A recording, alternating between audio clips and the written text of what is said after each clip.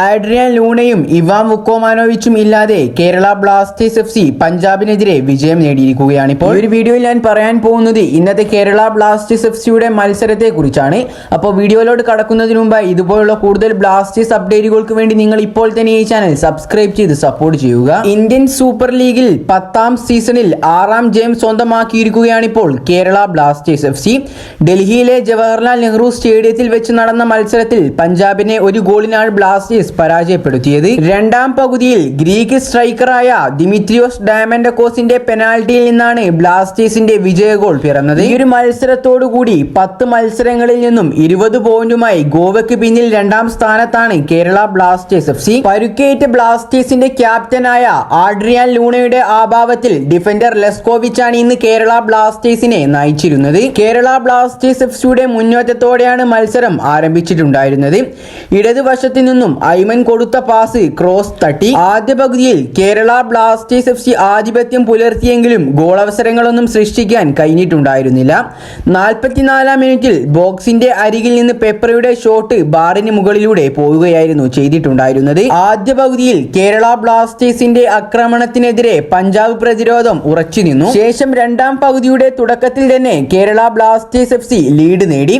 ഐമൻ നേടിയെടുത്ത penalty Greek സ്ട്രൈക്കറായ Dimitrios Diamantakos ഗോളാക്കി മാറ്റുകയും ചെയ്തു. ഈ ഒരു 10ാം സീസണിൽ ദിമിത്രിയോസ് ഡയമൻഡക്കോസിന്റെ 5ാം ഗോൾ കൂടിയായിരുന്നു ഇത്. ഇതിനെ തുടർന്ന് മിനിറ്റുകൾക്ക് ശേഷം തന്നെ ക്വാമി പെപ്രയ്ക്ക് ലീഡ് നേടാൻ അവസരം ലഭിച്ചെങ്കിലും മുതലാക്കാൻ സാധിച്ചിട്ടുണ്ടായിരുന്നില്ല.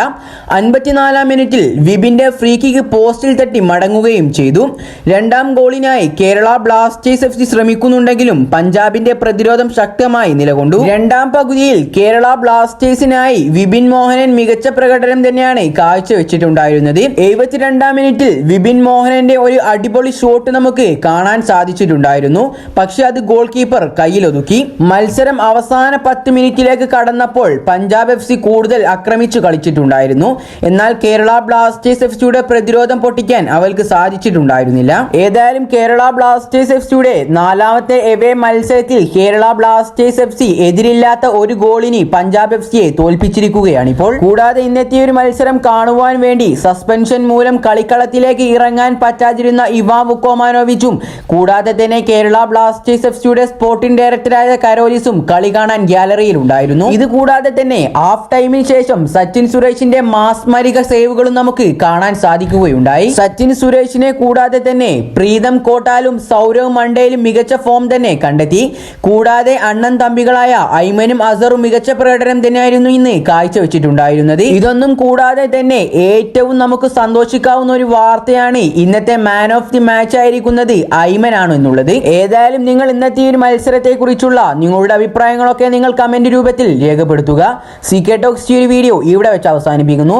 ഇതുപോലെ ISLനെ കുറിച്ചും കേരള ബ്ലാസ്റ്റേഴ്സിനെ കുറിച്ചുമുള്ള ഏറ്റവും പുതിയ വാർത്തകൾക്കായി നിങ്ങൾ ഇപ്പോൾ തന്നെ ഈ ചാനൽ സബ്സ്ക്രൈബ് ചെയ്ത് സപ്പോർട്ട് ചെയ്യുക.